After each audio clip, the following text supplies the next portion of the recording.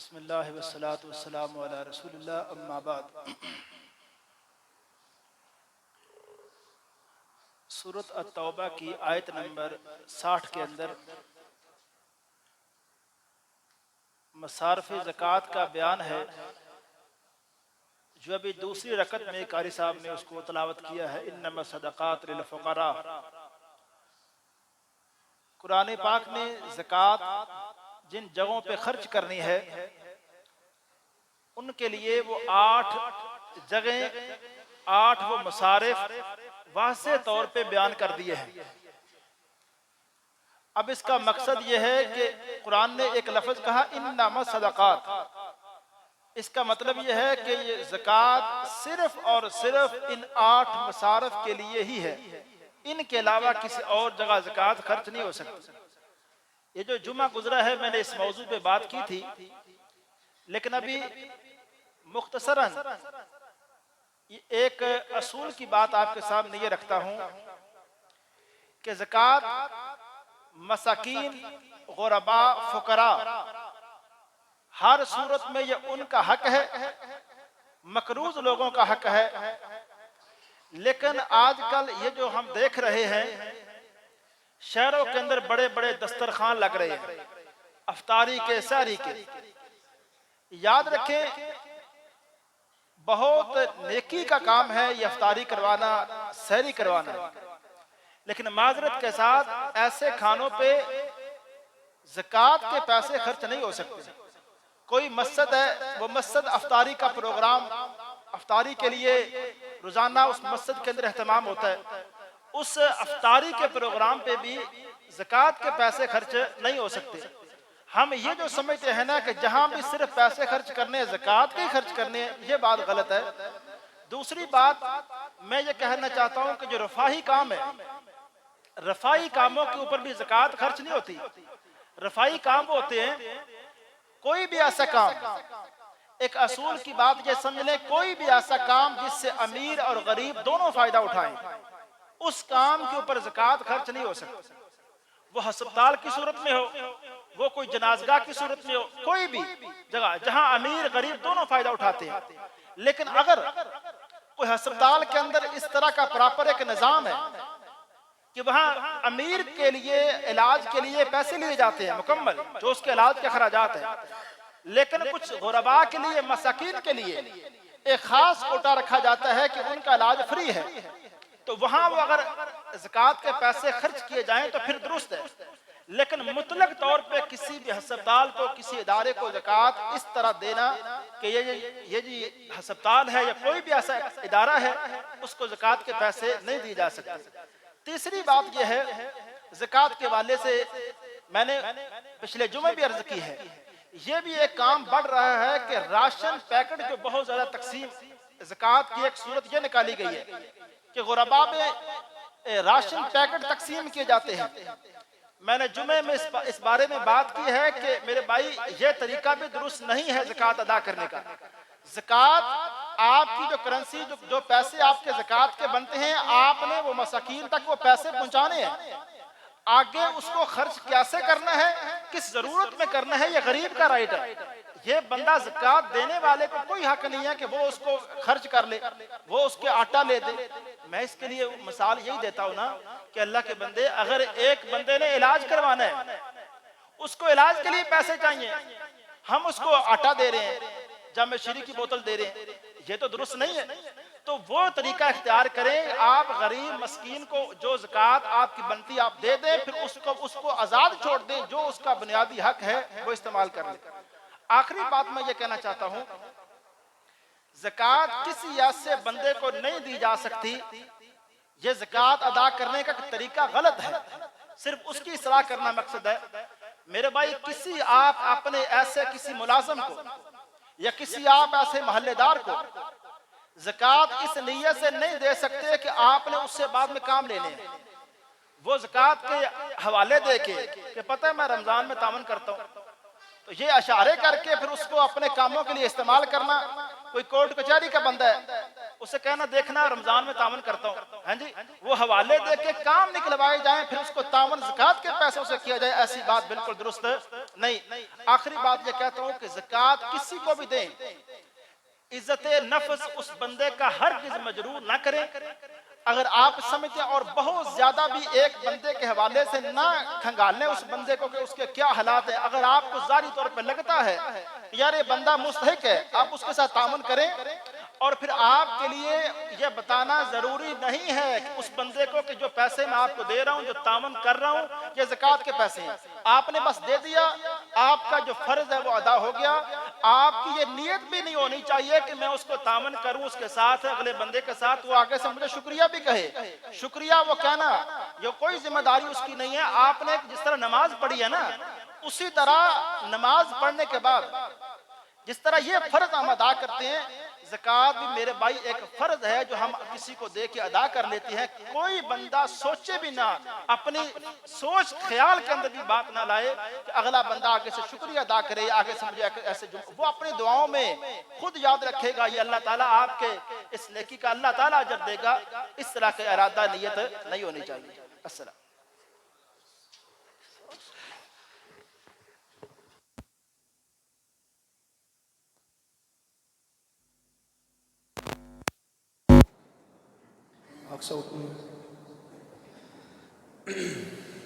अल्लाहु अकबर।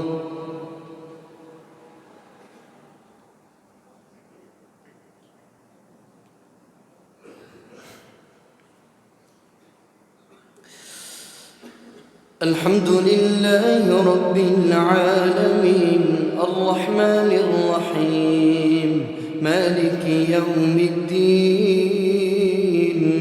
इय्याक नअबुदु व इय्याक नस्तईन इहदिनस सिरातल मुस्तकीम सिरातल लज़ीना अन्अमता अलैहिम गैरिल मग़ज़ूबि अलैहिम वलद्दाल्लीन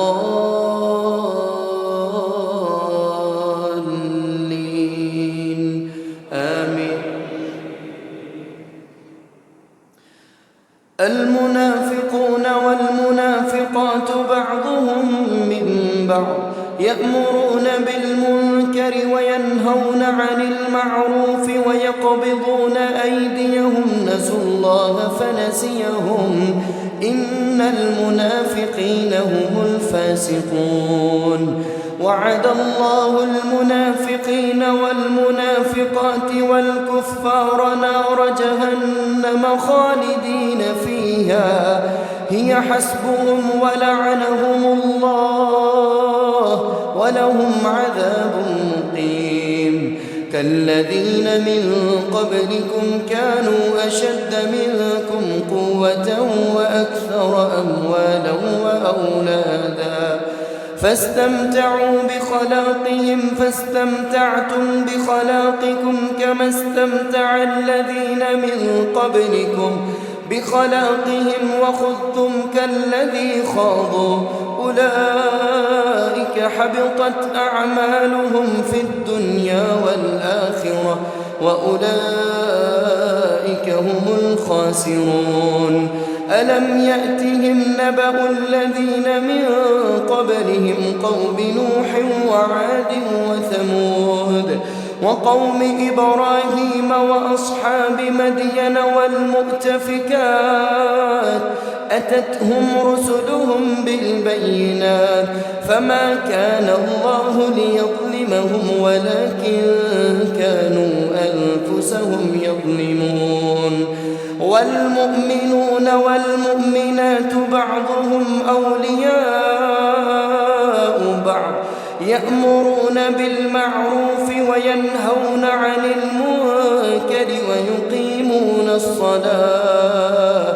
ويؤتون الزكاة ويطيعون الله ورسوله أولئك سيرحمهم الله إن الله عزيز حكيم وعد الله المؤمنين والمؤمنات جنات تجري من تحتها الأنهار خالدين فيها ومساكن طيبة في جنات عدن ورضوان من الله أكبر وذلك هو الفوز العظيم. يا أيها النبي جاهد الكفار والمنافقين واغلظ عليهم ومأواهم جهنم وبئس المصير. يحلفون بالله ما قالوا ولقد قالوا كلمة الكفر وكفروا بعد إسلامهم وهموا بما لم ينالوا وما نقموا إلا أن أغناهم الله ورسوله من فضله فإن يتوبوا يك خيرا لهم وإن يتولوا يعذبهم الله عذابا أليما في الدنيا والآخرة وما لهم في الأرض من ولي ولا نصير. ومنهم من عاهد الله لئن آتانا من فضله لنصدقن ولنكونن من الصالحين.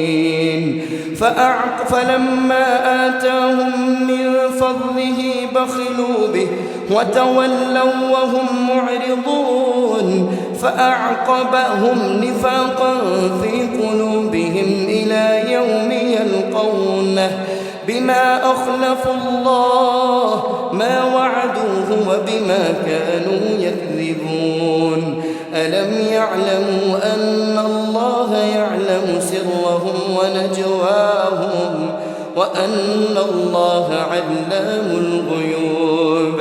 الذين يلمزون المطوعين من المؤمنين في الصدقات والذين لا يجدون إلا جهدهم فيسخرون منهم سخر الله منهم ولهم عذاب أليم. استغفر لهم أو لا تستغفر لهم إن تستغفر لهم 70 مرة فلن يغفر الله لهم ذلك بأنهم كفروا بالله ورسوله والله لا يهدي القوم الفاسقين.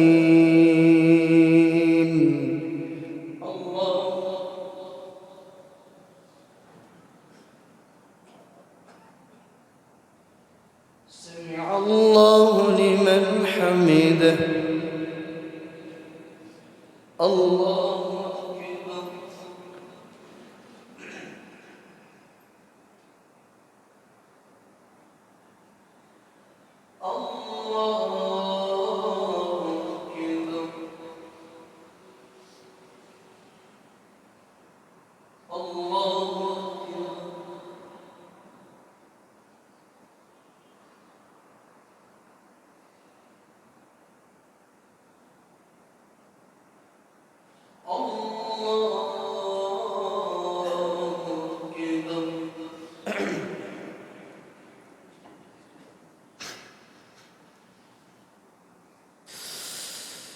الحمد لله رب العالمين الرحمن الرحيم مالك يوم الدين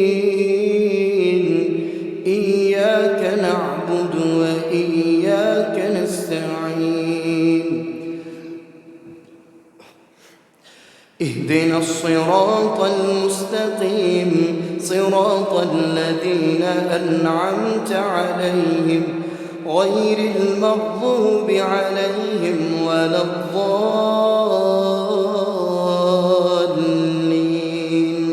آمين.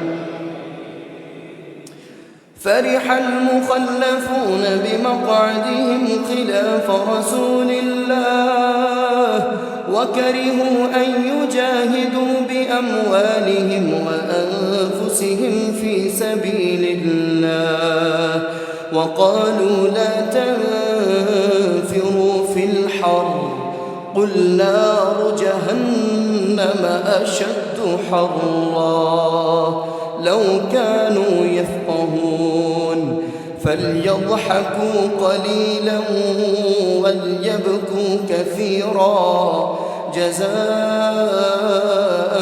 بما كانوا يكسبون.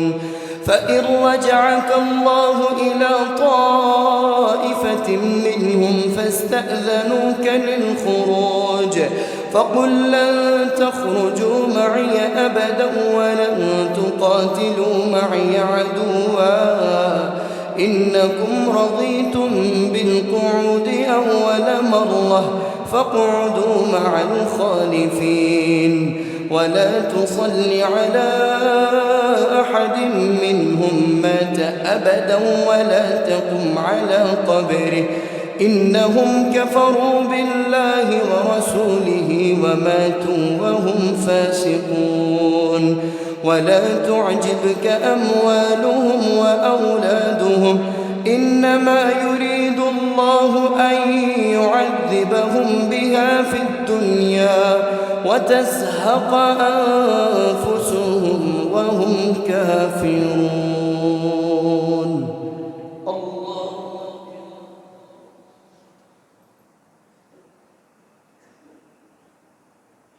سمع الله لمن حمده. الله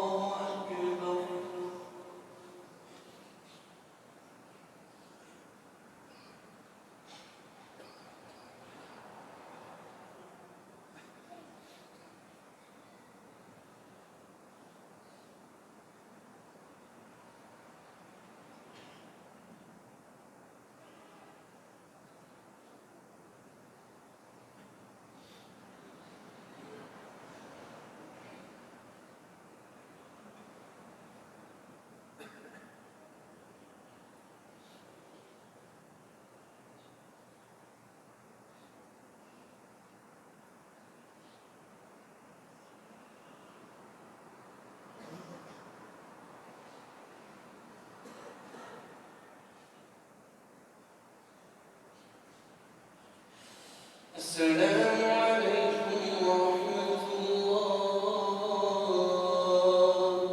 السلام عليكم ورحمة الله.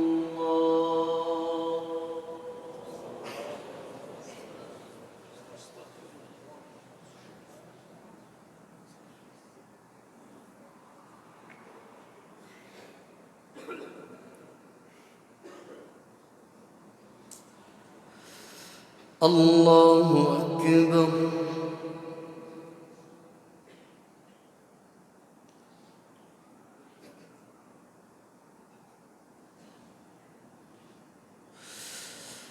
الحمد لله رب العالمين الرحمن الرحيم مالك يوم الدين إياك نعبد وإياك نستعين اهدنا الصراط المستقيم صراط الذين أنعمت عليهم غير المغضوب عليهم ولا الضالين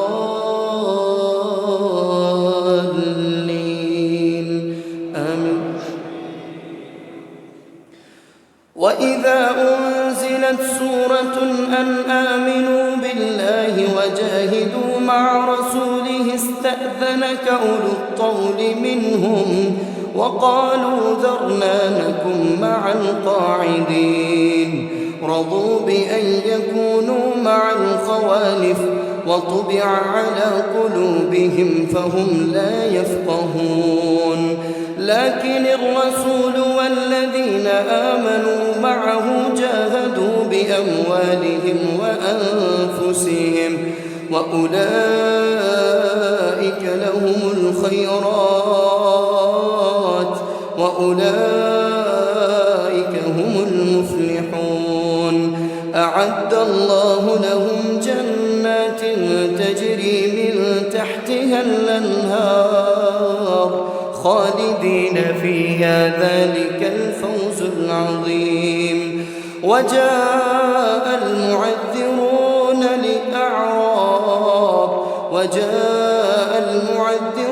من الأعراب ليؤذن لهم وقعد الذين كذبوا الله ورسوله سيصيب الذين كفروا منهم عذاب أليم. ليس على الضعفاء ولا على المرضى ولا على الذين لا يجدون ما ينفقون حرج إذا نصحوا لله ورسوله ما على المحسنين من سبيل والله غفور رحيم.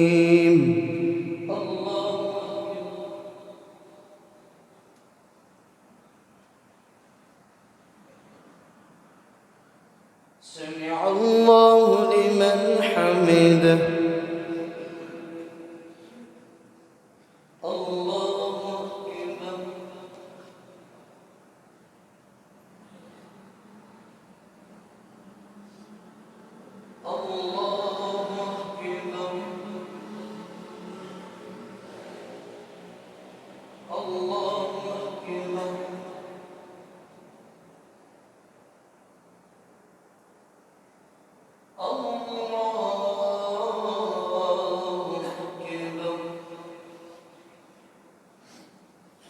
بسم الله الرحمن الحمد لله رب العالمين الرحمن الرحيم مالك يوم الدين إياك نعبد وإياك نستعين اهدنا الصراط المستقيم صراط الذين أنعمت عليهم غير المغضوب عليهم ولا الضالين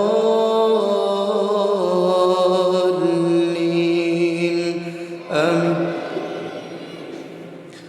ولا على الذين إذا ما أتوك لتحملهم قلت لا أجد ما أحملكم عليه تولوا وأعينهم تفيض من الدمع حزنا ألا يجدوا ما ينفقون إنما السبيل على الذين يستأذنونك وهم أغنياء رضوا بأن يكونوا مع الخوالف وطبع الله على قلوبهم فهم لا يعلمون.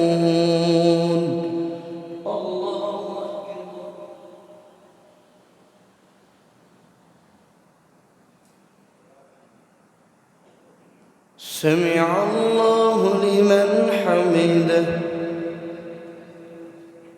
الله أكبر.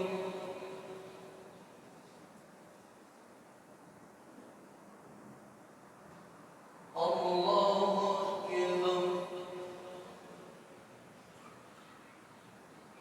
الله أكبر.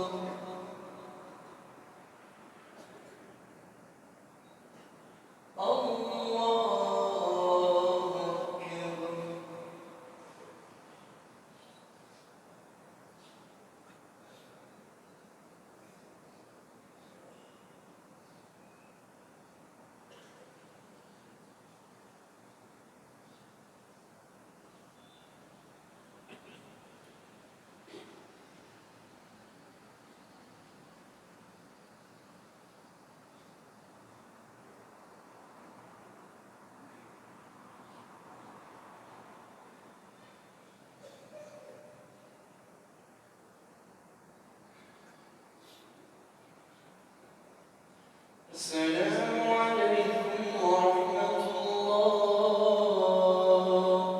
السلام عليكم ورحمة الله.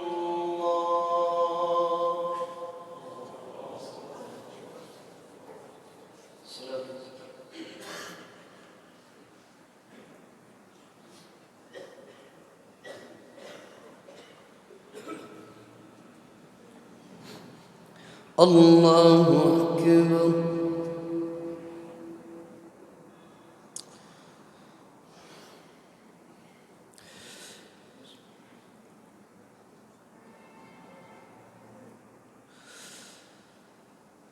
الحمد لله رب العالمين الرحمن الرحيم مالك يوم الدين إياك نعبد وإياك نستعين اهدنا الصراط المستقيم صراط الذين أنعمت عليهم غير المغضوب عليهم ولا الضالين آمين.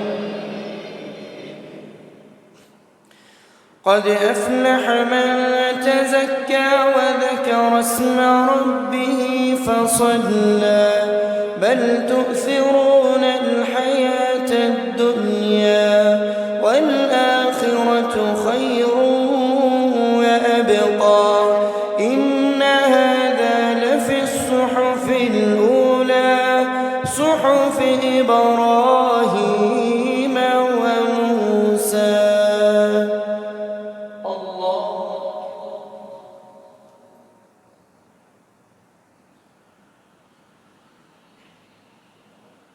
سمع الله لمن حمده. الله أكبر.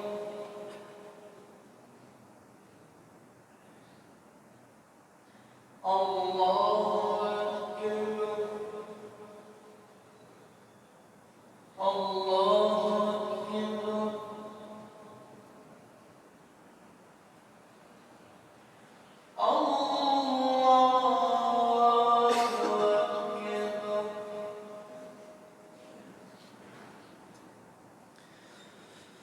الحمد لله رب العالمين الرحمن الرحيم مالك يوم الدين إياك نعبد وإياك نستعين اهدنا الصراط المستقيم صراط الذين أنعمت عليهم غير المغضوب عليهم ولا الضالين آمين. قل يا أيها الكافرون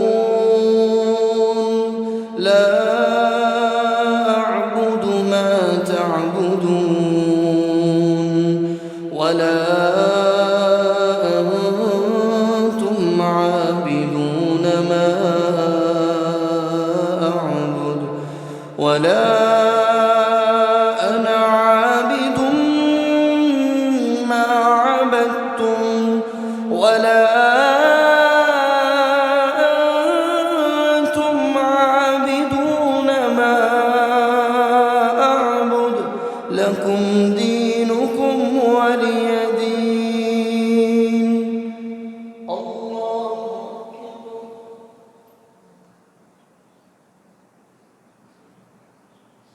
سمع الله لمن حمده. الله أكبر.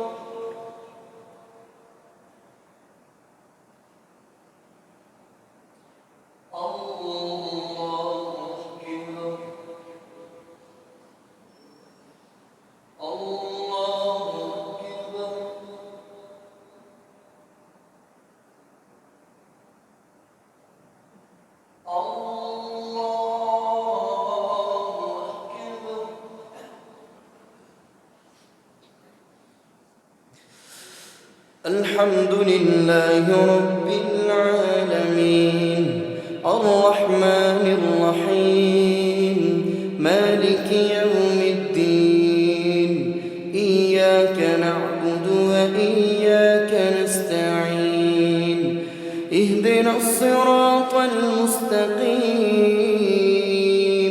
صراط الذين أنعمت عليهم غير المغضوب عليهم ولا الضالين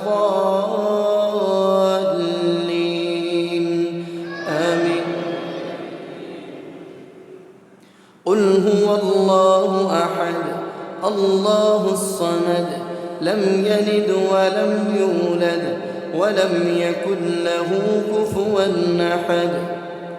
الله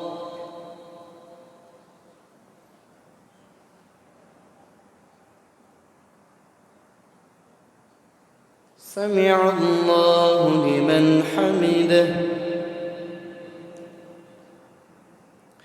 اللهم اهدنا فيمن هديت وعافنا فيمن عافيت وتولنا فيمن توليت وبارك لنا فيما أعطيت وقنا برحمتك واصرف عنا شر ما قضيت فإنك تقضي ولا يقضى عليك فإنه لا يذل من واليت ولا يعز من عاديت تباركت ربنا وتعاليت.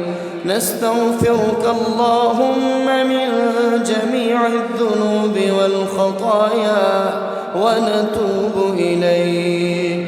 اللهم اغفر لنا وللمؤمنين والمؤمنات والمسلمين والمسلمات وألف بين قلوبهم وأصلح ذات بينهم وانصرهم على عدوك وعدوهم. اللهم العن الكفرة الذين يصدون عن سبيلك ويكذبون رسلك ويقاتلون أولياءك. اللهم خالف بين كلمتهم وزلزل أقدامهم وأنزل بهم بأسك الذي لا ترده عن القوم المجرمين. ربنا آتنا في الدنيا حسنة وفي الآخرة حسنة وقنا عذاب النار. ربنا ظلمنا أنفسنا وإن لم تغفر لنا وترحمنا لنكونن من الخاسرين. اللهم اشف كل مريض. اللهم اشف مرضانا ومرضى المسلمين يا قاضي الحاجات اقض حاجاتنا وحاجات المسلمين. اللهم رب ارحمهما كما ربياني صغيرا. اللهم رب ارحمهما كما ربياني صغيرا. اللهم انصر إخواننا المسلمين في فلسطين.